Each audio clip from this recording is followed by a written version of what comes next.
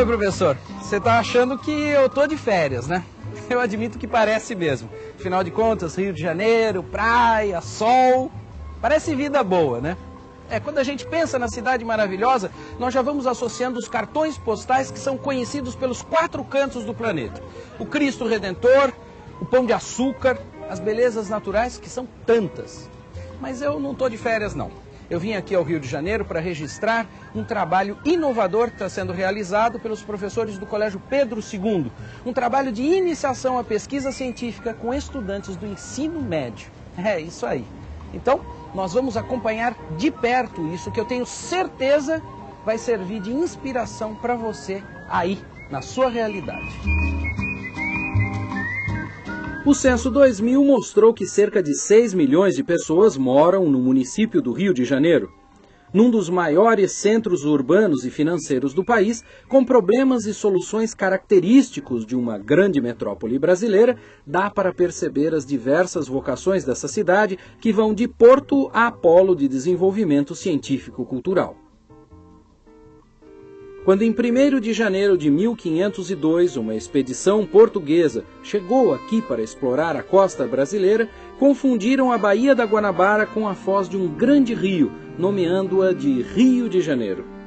Em 1555, invasores franceses, sob o comando de Nicolau Durand de Villegagnon, se instalaram nas ilhas da Bahia, o que forçou os portugueses a fundarem uma cidade às suas margens, em 1º de março de 1565. O nome São Sebastião do Rio de Janeiro foi uma homenagem ao rei menino de Portugal, Dom Sebastião.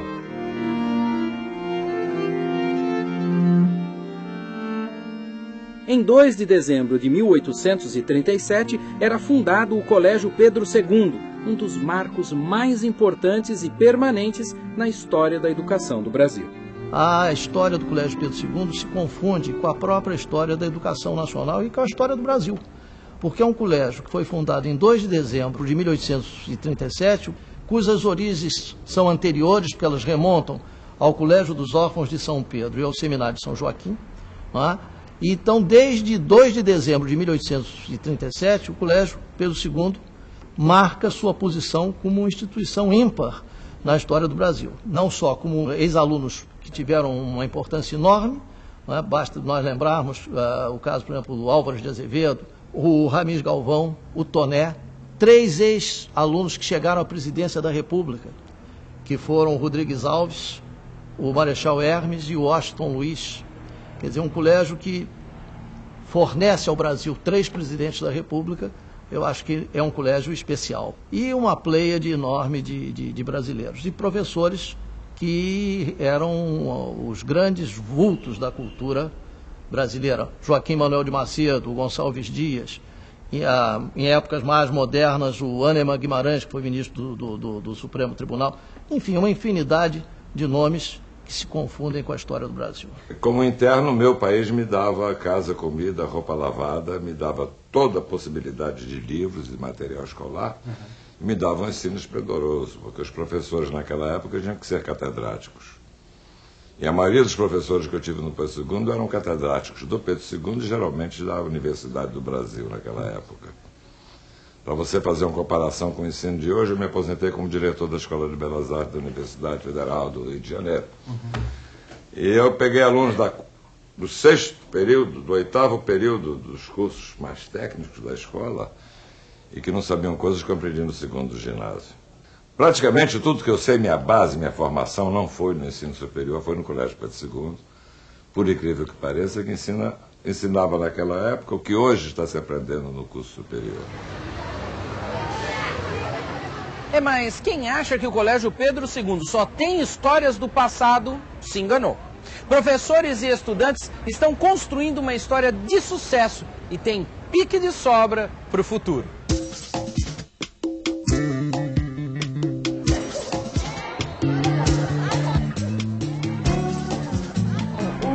O programa de iniciação científica, ele visa, sobretudo, despertar no aluno interesse pela ciência, inclusive por áreas que normalmente ele não tem acesso.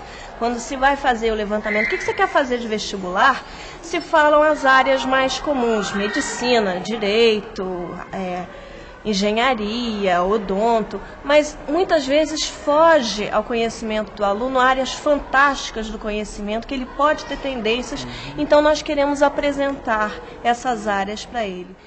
Buscar levar o aluno para o espaço, né, onde a pesquisa é desenvolvida, foi a ideia inicial, né, de permitir que esse aluno também possa experimentar um pouco a coisa de ser pesquisador, né, que é pouco estimulado no ensino médio, né. Essa ideia nasceu através de uma conversa com um dos professores do Museu Nacional, o professor Antônio Carlos, que inicialmente pensamos em levar os alunos para a antropologia, que é a área do Antônio Carlos. O que me fez comprar de pronto a ideia foi que a gente poderia juntar Pedro II e Museu Nacional numa área que até então nem o Pedro II nem o Museu Nacional tinham esse tipo de estágio, que era a área de antropologia. Né? Eu sou docente de antropologia, eu achei que a gente poderia ampliar o que já existia, tanto da parte do Pedro II quanto da parte do Museu Nacional, mas com uma novidade, o estágio na área de antropologia. Quando o Antônio Carlos nos colocou em contato com o professor Luiz Fernando Duarte, diretor na época do Museu Nacional, a ideia foi muito bem aceita e outras áreas, então, do Museu Nacional abriram para nós a possibilidade dos laboratórios. Como é que é o perfil socioeconômico dos estudantes do Colégio Pedro II? Bom, o colégio tem alunos de todas as camadas sociais, econômicas. É um colégio com um perfil muito eclético nesse sentido. Nós temos uma forma de ingresso em termos de, no inicial, por sorteio. E depois nós temos concurso na 5ª série e na 1ª série do ensino médio. Então isso faz com que a gente tenha uma variabilidade de alunos bastante grande. Sem contar que são 10 unidades o colégio, é um colégio muito grande, então a massa de estudantes é heterogênea, mas ao mesmo tempo bastante homogênea nos princípios que regem o colégio. Como é que vocês se organizam para trabalhar o programa PIC Júnior? Bem, nós temos uma coordenação geral, que eu faço, e em cada unidade onde nós desenvolvemos o programa, nós temos um coordenador dessa unidade. E nós temos uma equipe no Museu Nacional, que é formada por professores do Museu Nacional, que coordenam lá. Então nós, na verdade, formamos uma comissão mista, como nós chamamos. Certo. Uma parte do Colégio Pedro II, uma parte do Museu Nacional. Nos encontramos eventualmente para avaliar o programa e para traçar o planejamento do programa. Porque eu acho que a seleção nesse sentido ela é bastante criteriosa e ela procura avaliar muito isso, quer dizer, o aluno que tem uma certa autonomia, o aluno que não está esperando tudo pronto, que corre atrás, né, que tem jogo de cintura, são algumas características que a gente busca no perfil desse aluno. A nossa seleção ela dura um semestre. Ela começa em agosto com a divulgação do programa e ela vai estar sendo concluída em dezembro, porque nós temos visitas ao museu, é um processo lento. E a seleção ela acontece ao longo do semestre. Inicialmente a gente apresenta o programa de uma forma bem genérica. O Museu Nacional, ele pertence hoje, ele é administrado pela UFRJ. E o Museu Nacional, ele tem vários laboratórios de pesquisa orientados por professores. E convidamos os alunos nas unidades para estarem numa reunião, aqueles interessados, por isso que eu disse que isso já é a seleção, para aqueles que realmente estejam interessados em conhecer no geral sem maiores compromissos. E a gente chama de pré-inscrição.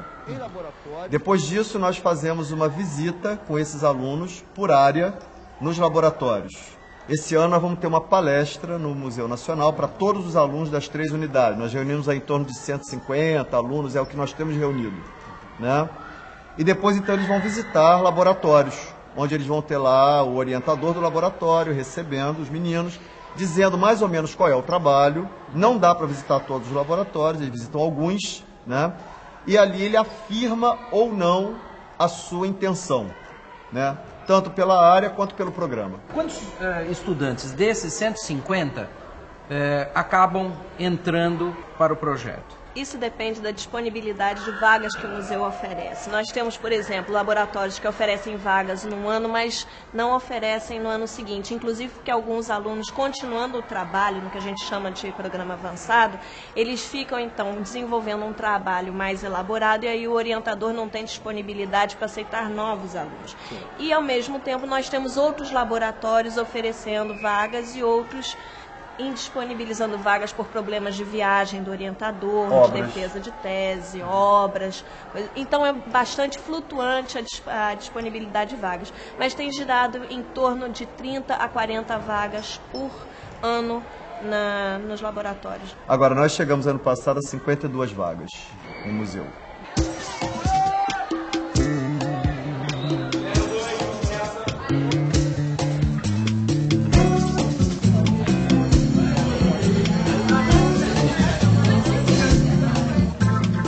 Gente, nós vamos agora conversar com pesquisadores e técnicos da Universidade Federal do Rio de Janeiro, a UFRJ, que juntamente com professores do Colégio Pedro II, orientam os estudantes em suas pesquisas de laboratório e campo. Criado pelo príncipe Dom João em 6 de junho de 1818, o Museu Nacional foi fundado com a finalidade de pesquisar e difundir as ciências naturais e antropológicas, organizando coleções e exposições públicas. Hoje, o Museu Nacional faz parte da Universidade Federal do Rio de Janeiro. Mas o primeiro passo mesmo é fazer a divulgação. E aqui no museu a gente faz junto aos professores. Como é que é? A gente chega e fala, olha, quais professores que querem ter alunos de iniciação científica júnior. E nós pegamos e mandamos junto um formulário para o professor ou o funcionário do museu que queira o aluno. Certo. Então, um professor que trabalha com répteis, por exemplo, ele está querendo um aluno ou 2 alunos, ele pega aquele formulário, ele preenche o formulário, é super simples, a gente não quer nada complicado de projeto, complicadíssimos, nada disso. Uma coisa simples para a gente ver se adequa realmente e para o aluno escolher. Os objetivos do projeto, uma coisa curta, simples. Esse formulário é uma folha só, a gente não quer que passe mais. E uma coisa que é muito importante é o perfil do aluno. Certo. E o perfil do aluno, porque o aluno às vezes quer fazer, por exemplo, trabalhar com entomologia. E vamos dizer que fosse informatização de coleção. Pensa só que vai ver um insetozinho, mas vai ficar no computador o tempo todo. Não é isso, ele tem que ter certas características que vão fazer com que ele se adapte bem ao trabalho. Então, por exemplo, nesse caso, esse exemplo que eu dei, ele tem que gostar de trabalhar com mapa, porque na hora da informatização a gente vai ter que colocar as coordenadas, vai ter que colocar também qual é o tipo de vegetação que ocorre ali, aonde que é aquele local. E tem que ser paciente também, para pegar um inseto com um alfinetinho, e não pode esbarrar em outro para não quebrar. Então, paciência também é outro detalhe. Saber inglês, por exemplo, é um detalhe. E também tem interesse por informática, né? Cada área tem a sua especificidade.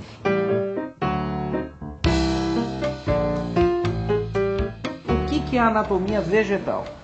No caso é você conhecer um pouco mais da planta, você conhecer assim as características internas dela, você conhecer assim no caso o que faz ela medicinal, entendeu? Essa é a terceira turma, a terceira experiência.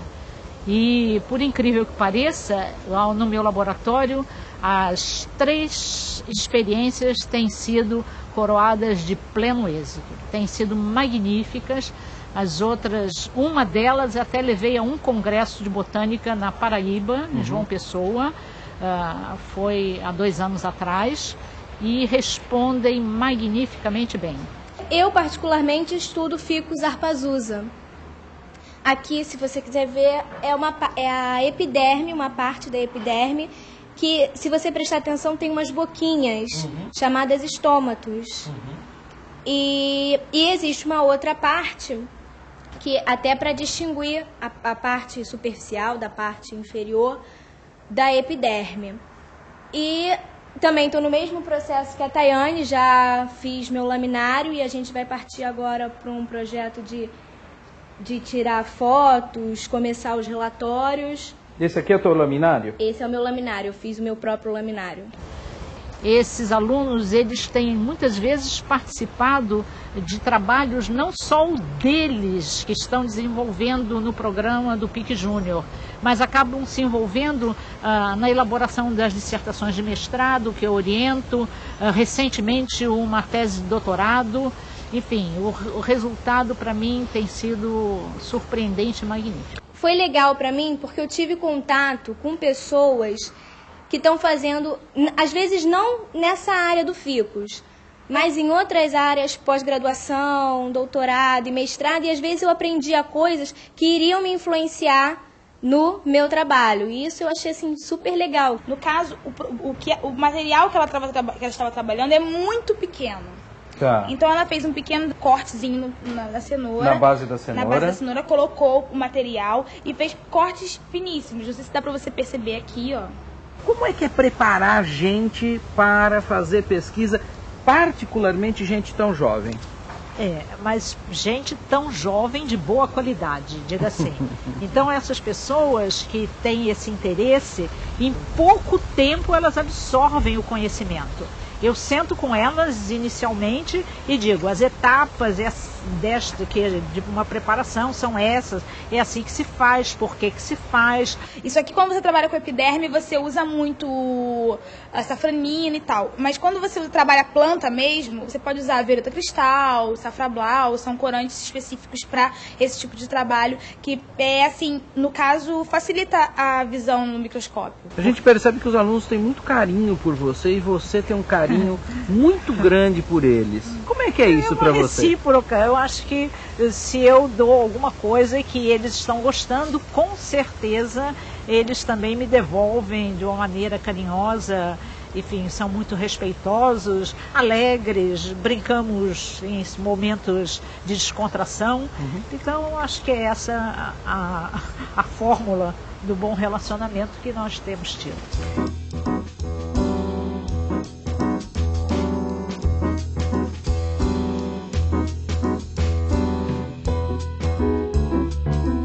Palinologia é o estudo dos pólens, assim, no caso, né? Aqui a gente faz um processo que acontece na natureza, mas a gente faz artificialmente aqui, fazendo o pólen ficar transparente para a gente poder ver com mais nitidez no microscópio. Quando você soube que o Museu Nacional, que os pesquisadores da Universidade Federal do Rio de Janeiro receberiam solicitações de jovens do ensino médio para acompanharem o trabalho científico, qual foi a sua primeira reação? Foi uma reação bastante positiva. Eu achei extremamente oportuno a vinda de gente jovem que tem uma outra cabeça, uma outra experiência de vida e que poderia trazer algum tipo de enriquecimento para o nosso laboratório, não apenas na parte científica. Seria aquilo que eles nos dariam em troca daquilo que nós daríamos a ele. E tem sido extremamente favorável. Como é que foi o processo para você? De começo ela me deu muitas lâminas para ver todos os pólens de muitas plantas, e aí foi daí que eu comecei a entrar mais no projeto e começar a fazer o que eles faziam também, fazer a cetólise. Eu vou despetalar ela. Primeiro tira as pétalas.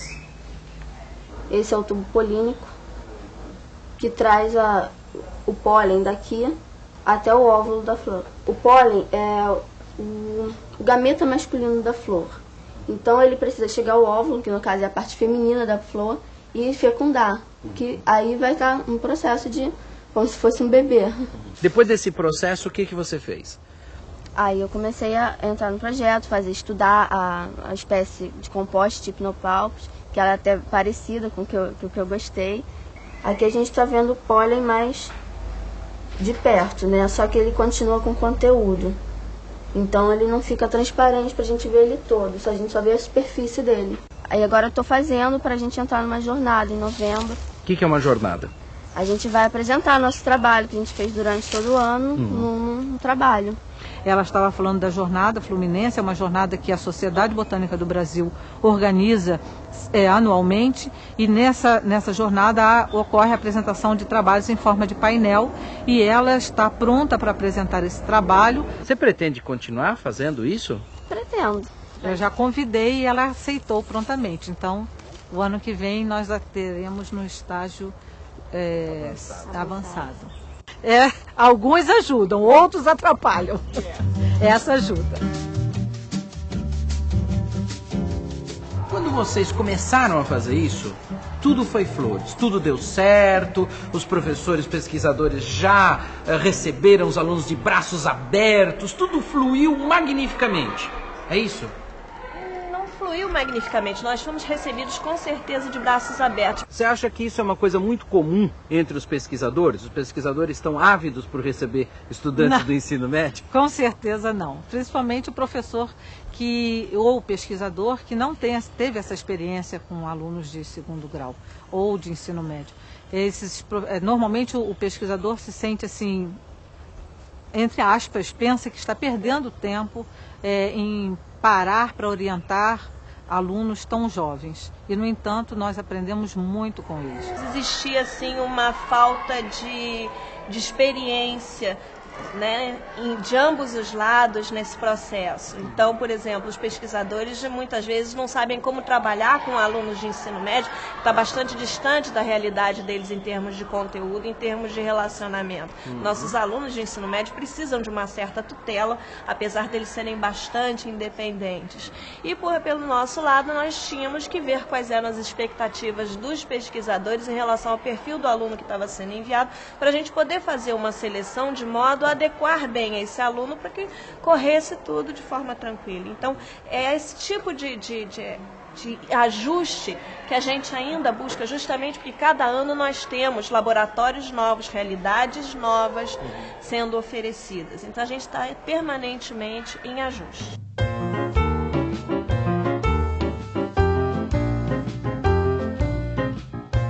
Vale a pena orientar estudantes de ensino médio? Olha, eu vou lhe dizer que as duas do ano passado eu peguei pela primeira vez, tá? Luciana e Juliana.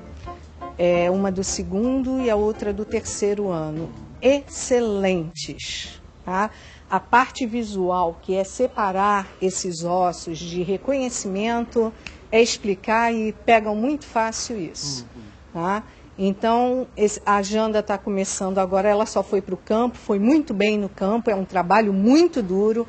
No campo nós trabalhamos de 7 da manhã às 5 da tarde, todos os dias, sem descanso. É um trabalho muito duro e ela foi excelente, participou da escavação em geral, todos os tipos, o trabalho de reconhecimento de pintura rupestre. Aqui tinha um monte de material misturado, osso, moluscos. Então a gente começou a separar por ossos, tipos de ossos, fêmur, mandíbulas, dividir por direito, esquerdo, humano, animal. Então é um processo, você primeiro faz separação, limpeza, classificação, datação, tudo isso tem que ser feito e leva muito tempo. A gente coloca esse plástico em cima da pintura, né, e passa com a caneta em volta dela para ter uma ideia do tamanho real da figura que está pintada na parede. E depois a gente traz todos esses plásticos assim para fazer a escala, reduzir, para poder trabalhar mais facilmente, né.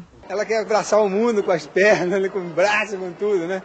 Ela quer saber muita coisa, então ela fez cursos vários e tudo, né.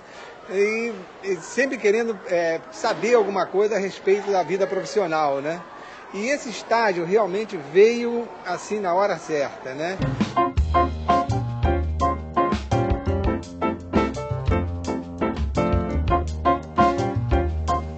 Você quer saber o que é etnografia indígena? Então, espera aí que quem vai explicar é Qual é o seu nome? Tomás. Tomás, o que a etnografia indígena faz? Ele estuda os objetos dos índios. Dos índios? Criados pelos índios. E você tá super chique com luva, né? Sua colega também tá com luva. Qual é o seu nome? Ana Gabriela. Que tipo de objeto que você está estudando aqui? A plumagem indígena. Plumagem? Mostra alguma coisa pra gente. Por exemplo, esse é um casaco dos índios Arara, do século retrasado. Você sabe quais são os pássaros que tem nesse trabalho plumário? Alguns. Alguns? Aqui tem arara, tem mutum. Esse aqui é arara. As penas pretas lá na ponta são de mutum. Essa aqui são de papagaio. Essa aqui é pomba trocal, arara. Nós conseguimos com os nossos dois grandes amigos, porque isso é um trabalho difícil de ser realizado, fazer até agora 966 fichas. Essas fichas são o seguinte: nós pegamos a peça, eles fazem um esquema que dá uma ideia do que é a peça. E nós fazemos uma descrição dessa peça, ou seja, nós dizemos as espécies de aves que foram utilizadas na confecção dessa peça. Essa aqui é a ficha dessa peça aqui, que a gente descreve o que tem nela, as aves que são encontradas nela, como ela é, e atrás o esquema da peça. Esse aqui é um colar ticuna. É um colar e ele é muito interessante porque eles não pegam simplesmente as penas, mas eles pegam a ave inteira. Aqui tem um tucano, ali tem uma arara. Esses aqui são os araçaris. Araçari é o nome desse pássaro aqui. Parece um tucaninho. Você acha que você vai continuar trabalhando nisso depois de você terminar esse estágio? Não sei se nessa área de biologia especificamente, mas eu me interessei bastante pela parte de história, que vi bastante no trabalho de historiador e gostei. Achei bem o trabalho de museólogo também, achei interessante. Está sendo muito bom para a escolha profissional dela. Ela já quer fazer história, quer fazer um pouco de turismo, quer misturar as duas coisas. E às vezes a pessoa chega na hora da prática e vê que realmente não é o que queria. E eles não, é tudo novidade. Estão gostando muito. E claro que se ela não tivesse nenhuma tendência por esse lado, ela nem teria escolhido, não teria aceito esse projeto. E ela aceitou e está levando muito a sério, está fazendo muito bem a ela. E a mim também, né? Que é como se fosse uma continuidade. Quando o aluno se identifica com o trabalho, a gente vê que ele sai super interessado e que, mesmo que ele não vá fazer paleontologia como a sua ideia de continuidade de vida, você consegue despertar algumas coisas como interesse pela pesquisa científica, um interesse por essa atividade do meio, vamos dizer assim, acadêmico e de pesquisa. Né? Existem outras pessoas que não, que descobrem aqui que esse não é o seu interesse. E essas pessoas, pelo menos, elas têm certeza que aquilo não é o que elas querem. Não é uma regra geral. Né? Mas Já aconteceu os dois casos? Já aconteceu os dois casos. Eu acho que essa é uma das funções principais desse tipo de estágio. Não é você atrair um aluno e condicionar ele para fazer aquilo que você acha uma boa ideia. Não. É você permitir que ele veja o que você acha um assunto interessante e, se ele se interessar, seguir naquilo. Mas também você dá condições a ele descobrir que talvez aquilo não seja o interesse dele. E ele vai procurar alguma coisa que ele se sinta melhor fazendo. Os estudantes vêm de lá para cá, né, para aprenderem. E aprenderem o quê aqui no laboratório de meteorítica? Eles não só aprendem meteoritos, aprendem a metodologia científica e também, por exemplo, cuidar da coleção. Basicamente, o trabalho deles são de curadoria, tá? Para poder organizar, tem que ser gente mais organizada, porque eu sou totalmente bagunçada, né?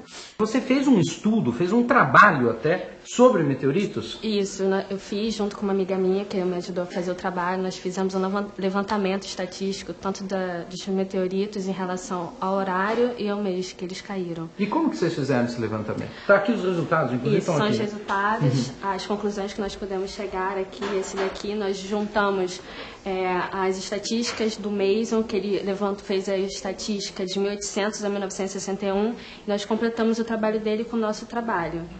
Aí juntamos o nosso com o dele e chegamos a esse gráfico que mostra a variação mensal de 1800 a 2001.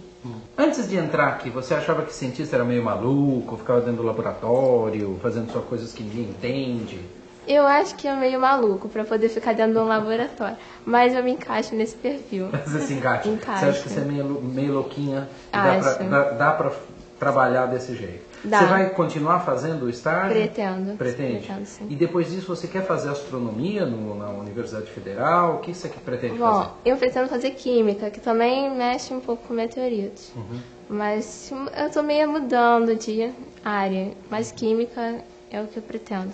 Todo o trabalho que eles tiveram aqui vai levar, então por isso vai levar para a vida deles, né? Um conhecimento que adquiriram.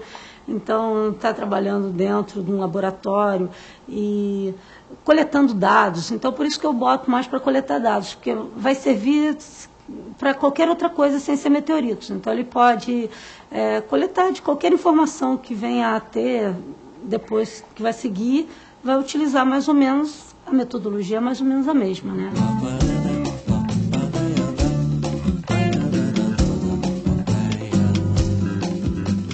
Eu achei que primeiro seria um desafio, né? Como trabalhar com estudantes do ensino médio que não passaram ainda com a graduação, que talvez tivessem um conhecimento que eu imaginava que fosse talvez aquém do que eu precisava. E foi uma grande surpresa, porque na verdade eu percebi que o que eles não tinham de conhecimento, eles compensavam com interesse, com motivação, com vontade de aprender. Então foi uma experiência bastante rica, tem sido uma experiência bastante rica. Quando vocês chegaram aqui, vocês imaginavam o quê? Vocês imaginavam que vocês iam fazer o quê? Eu imaginei que a gente ia conhecer todos os ossos do corpo humano, saber o que influencia, como a gente pode identificar se as pessoas tinham doenças, o que elas comiam, a idade que elas tinham. Eu achava que a gente ia aprender isso. E você aprendeu isso? Uhum. Eu já orientei com as meninas, agora são 4. 2 anos consecutivos. Primeiro ano com a Isabel de Mário, que inclusive foi comigo para o exterior, apresentando trabalhos em congresso no exterior. Esse foi o trabalho que foi para o Uruguai? Foi o trabalho que foi para o Uruguai, e com bastante sucesso. Era sobre o que esse trabalho? O trabalho dava conta da análise preliminar de um sambaqui localizado na região de Angra dos Reis, e ela fez toda a parte de curadoria, de avaliação das condições de preservação e a contagem de indivíduos, quantos indivíduos tinham naquele sambaqui, qual eram as condições gerais de saúde, uma coisa inicial, mas é um trabalho fundamental para a gente começar a trabalhar mais aprofundadamente com os esqueletos a partir daí. No ano seguinte, esse primeiro trabalho ela fez em parceria, ela era a terceira autora.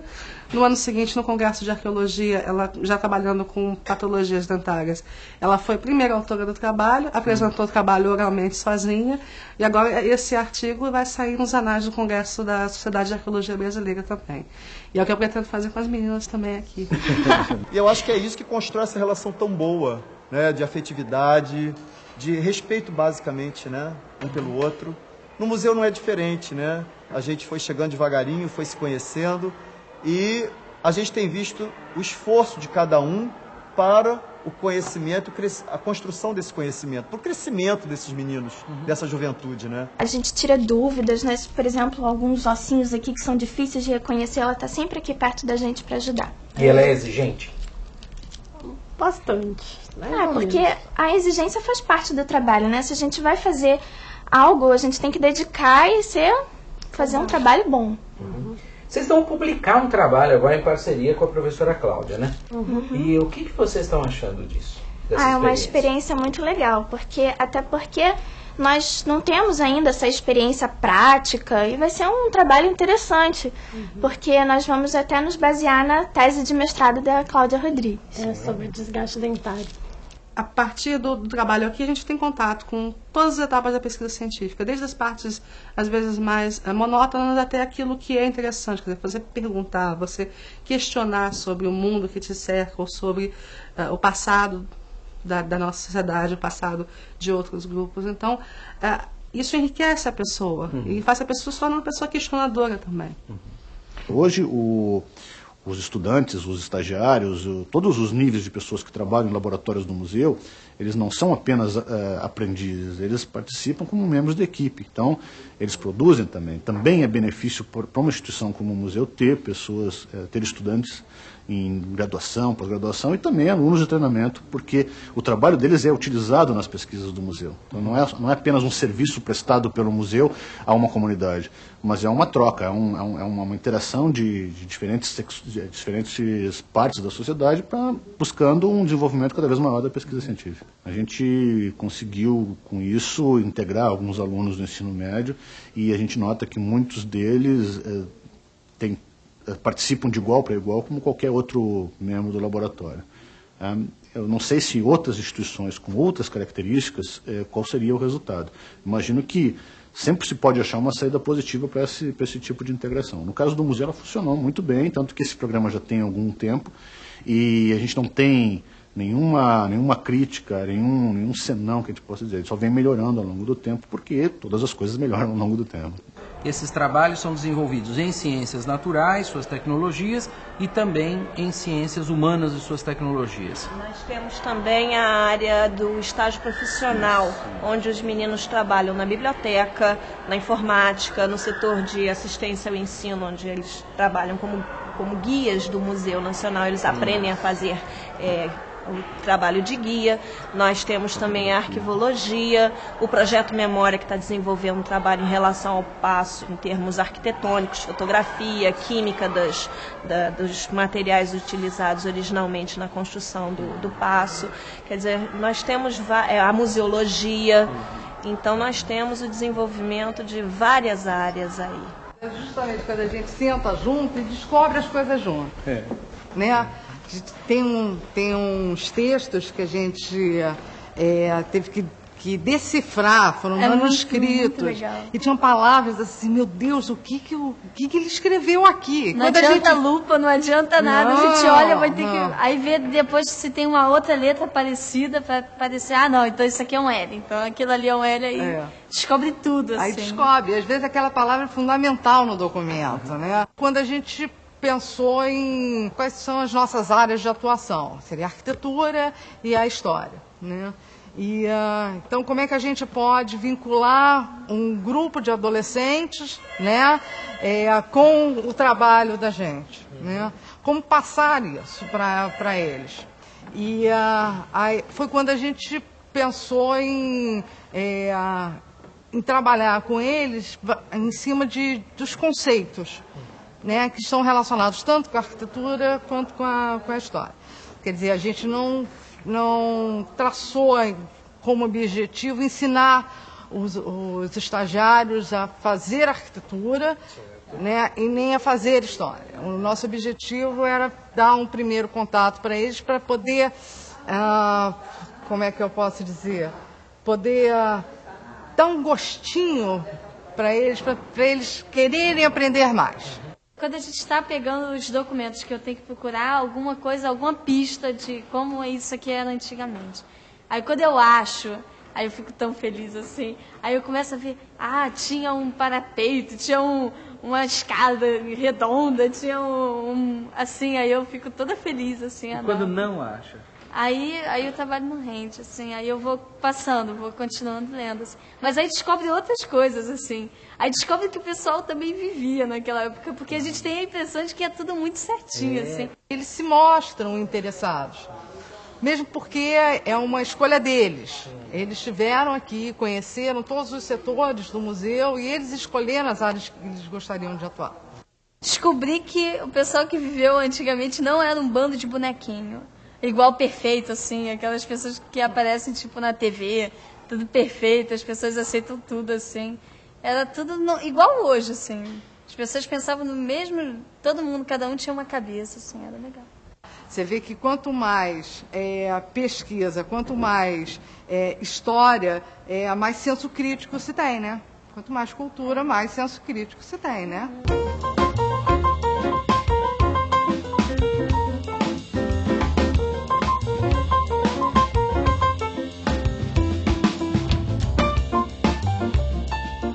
Embora dispondo de recursos humanos e financeiros modestos, nós estamos conseguindo uma pequena recuperação. E nesse trabalho nós estamos contando, inclusive, com o apoio de estagiários voluntários e um dos grupos mais importantes ultimamente tem sido a ajuda que os alunos do Pedro II têm nos dado. Porque, por incrível que pareça, não obstante a pouca idade, né, deles, são todos jovens, adolescentes ainda, eles têm demonstrado uma grande responsabilidade, boa vontade, uma capacidade de compreensão, agilidade mental, rapidez na execução das tarefas. A gente fez a higienização das peças com diversos materiais, por exemplo, o metal foi tratado com bicarbonato de cálcio, amônia, todas umas misturas assim. Não só a higienização, mas a colocação de peças na vitrine, a limpeza de vitrine, muitas vezes até ajudar a digitar material no computador. Outros serviços também, como a informatização da nossa pequena biblioteca dos serviços de museologia, organização do nosso arquivo e tarefas diversas, dar recados, subir, descer, ajudar a carregar peças, enfim. São os instrumentos de guerra deles, né? Esse também participou a gente fez a higienização dessas peças. Lanças de metal, né? Revestidas em metal, tem pontas das lanças, tem facões, um escudo de madeira, daquela ali que parece uma tampa de panela, é um instrumento musical. Você sabia o que era museologia antes de começar? Não, eu não tinha assim uma ideia certa sobre o que era. Eu sabia que a gente ia trabalhar com exposição e todos os objetos daqui, mas serviu até para aprender muito mais sobre o que realmente é. A parte indígena, depois tem espongiários, equinodermos, esses monte de nomes que eu não lembro. Para cá tinha a sala da preguiça, que é a sala principal, né, a entrada. Depois tem a sala dos mamíferos, já de biodiversidade do lado dos mamíferos. Tem a sala do elefante. Depois tem a da baleia, que, se não me engano, ela tem 34 metros de comprimento. E em frente é um dos laboratórios de museologia, que é onde a gente faz a higienização das peças e o armazenamento das que depois a gente vai colocar em exposição. E depois volta pela sala dos espongiários e etc. O trabalho deles tem sido de valor inestimável. Eu acho que isso é bom ressaltar. Até, vamos dizer, me surpreendeu que eles pudessem ser tão úteis e tão, vamos dizer, responsáveis e capazes na execução das tarefas. Os pesquisadores do Museu Nacional são só elogios. É quase uma unanimidade dizer o seguinte: os alunos do ensino médio, às vezes, não raramente, são melhores do que alguns estudantes de iniciação científica da graduação. Você já esperava isso? Olha, eu acho que eu parto do princípio de apostar no potencial do aluno, né? Lógico que a experiência sempre é uma expectativa, né? Mas apostei sempre no potencial deles, me surpreendi, né? Realmente, alguns deles superam em interesse, em postura frente ao trabalho, e eu acho que isso tudo leva, né? O conhecimento que eles levam também daqui com a gente, né? Ele tem um perfil, né, que acompanha o trabalho na sua base, no básico, mas ele tem surpreendido sim, né? E foi bom apostar no aluno, né? Porque ele mostrou que é capaz, e eu acho que ele sempre é capaz.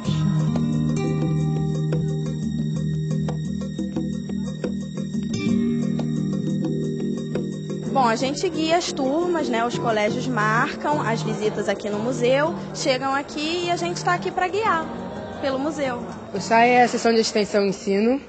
Primeiramente, quando a gente veio visitar, a coordenadora ela fez uma visita pela gente no museu e explicou o que a gente teria que fazer.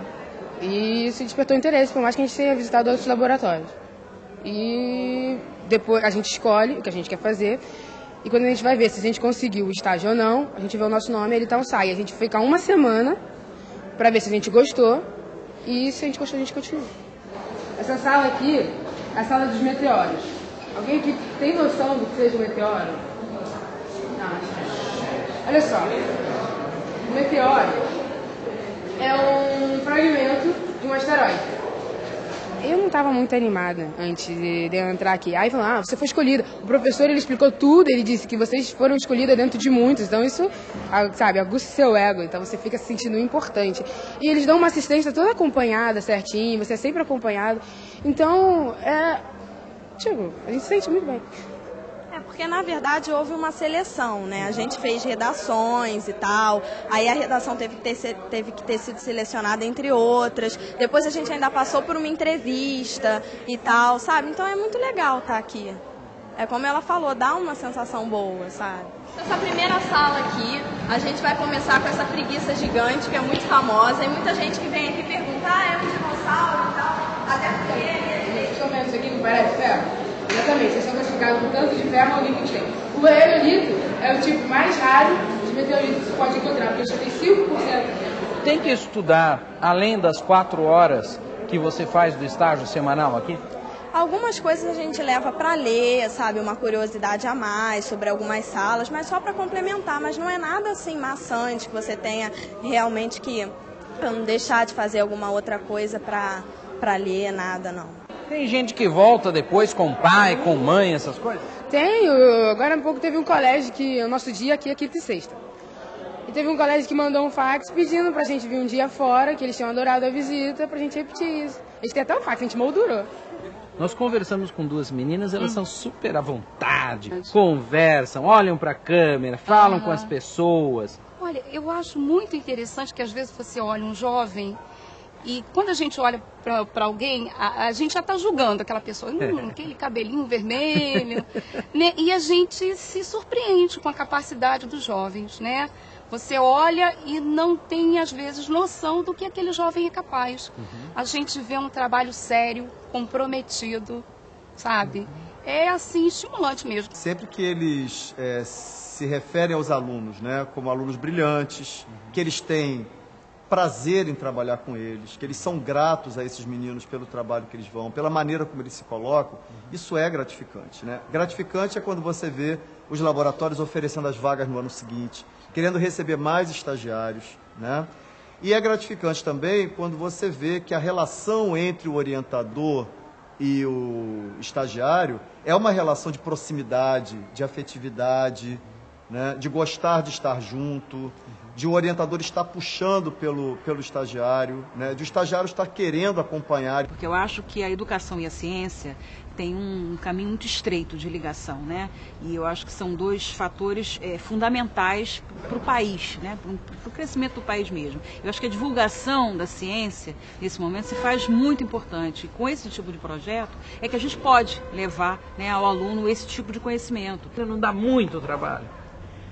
Olha, eu não vejo isso como dar muito trabalho, não, porque eu acho que é uma coisa tão prazerosa, que dá tanto resultado, que a gente olha dentro dos olhos deles tanto brilho, né, quer dizer, tanta realização, que eu não sinto isso como trabalho. É o trabalho do dia a dia. Quais são os próximos passos e os próximos sonhos para esse projeto? Olha, esse projeto, ele é um projeto que ele começou se propondo a ser o que é, né? Apenas ele ganhou uma dimensão mais ampla. Ele inicialmente tinha a intenção de trabalhar na antropologia, né? E ele acabou ganhando outras áreas do Museu Nacional. Para esse projeto, eu acho que o grande agora, para que ele se consolide, é transformá-lo em convênio, institucionalizá-lo no Pedro II e na UFRJ, porque ele é só um programa ainda. Ele já está em condições de ser um convênio, isso já está em estudo, né?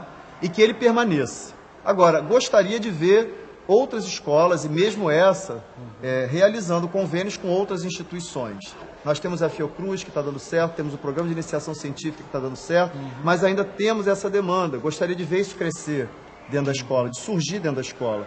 E que outras escolas pudessem realizar com as possíveis instituições que tivessem em torno, nas cidades, etc., para ver essa ideia dar certo, porque ela vale a pena. Provoque o professor para fazer isso, provoque todos os que estão nos assistindo a fazerem um projeto como esse. Bem, eu espero que essa ideia que a gente está levando, né, através da TV Escola, ela possa ser desenvolvida, né, tocada à frente por outros professores. Eu acho que é preciso ter a vontade de fazê-lo, né, apostar e ousar nisso, um pouco de criatividade, de pensar essas instituições que poderiam estar fazendo as parcerias. Acho que é importante ousar ir lá conversar, né? Quebrar a distância e quebrar a barreira. Eu acho que esse é um desafio. Aliciar, talvez, né, as empresas e as instituições a estarem abrindo suas portas e, em parceria, construir um planejamento para que esse projeto comece a acontecer junto aos alunos. Acho que isso ajuda, né? E o resultado é muito positivo para todos, para o professor, para o aluno, para as instituições, para a sociedade como um todo. Eu acho que esse é o grande papel da educação. É verdade. Né? Então, boa sorte, espero, e me coloco à disposição para o que for preciso para que isso possa acontecer.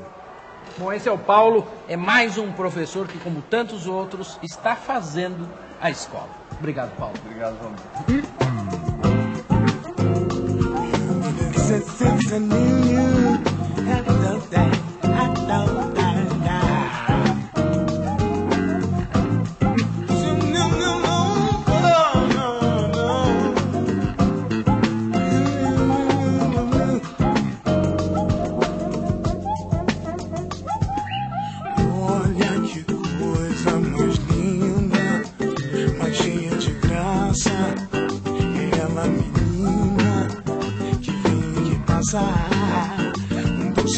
dançar.